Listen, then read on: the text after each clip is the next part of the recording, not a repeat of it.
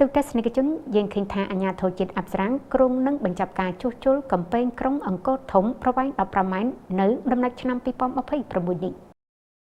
ក្រុមអ្នកជំនាញនៃអាជ្ញាធរជាតិអប្សរាបានចំណាយពេល6ខែដើម្បីថែទាំជួសជុលនិងពង្រឹងកំពែងថ្មបាយក្រៀមនៅផ្នែកខាងត្បូងឈៀងខាងលិចនៃក្លោងទ្វារទន្លេអ៊ុំរបស់ក្រុងអង្គរធំឲ្យរួចផុតពីការបាក់បែកហើយរឹងមាំឡើងវិញលោកម៉ៅសុកនីងមន្ត្រីបច្ចេកទេសនាយកដ្ឋានអភិរក្សប្រាសាទនិងបុរាណវិទ្យានៃអាជ្ញាធរជាតិអប្សរាបានឲ្យដឹងថាគម្រោងថែទាំជួសជុលនិងពង្រឹងគ្រឹះកំពែងក្រុងអង្គរធំនិងជណ្ដើរខាងក្នុងដែលមានតួនាទីជួយទប់ជញ្ជាំងនិងក្លោងទ្វារនៅផ្នែកខាងត្បូងឈៀងខាងលិចនៃក្លោងទ្វារទន្លេអ៊ុំប្រវែង15 ម៉ែត្របានចាប់ផ្ដើមតាំងពីដើមខែមេសាឆ្នាំ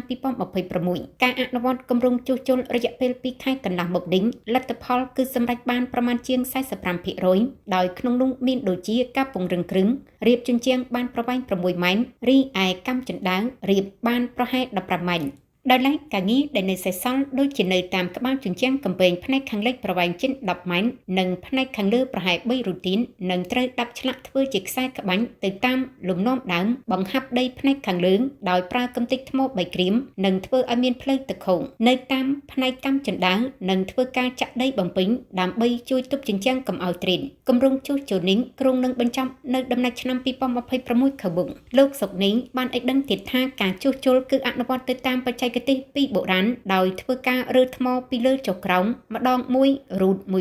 រួចហើយធ្វើការជួសជុលពង្រឹងទាំងផ្នែកខាងក្នុងនិងខាងក្រៅកំពែងទៀតសោតគឺរៀបជញ្ជាំងទាំងខាងក្នុងនិងខាងក្រៅដោយខាងក្នុងសង់ពីថ្មភក់ត្រូវចាក់ដីបំពេញប្រហែល15 ម៉ែត្រឯផ្នែកខាងក្រៅជាថ្មបាយក្រៀមស្ថានភាពកំពែងក្រុងអង្គរធំប្រវែង15 ម៉ែត្រនៅផ្នែកខាងត្បូងឈៀងខាងលិចនៃក្លោងទ្វារទន្លេអ៊ុំបានរងការខូចខាតជាយូរមកហើយដោយសារអាយុកាលដីថ្ម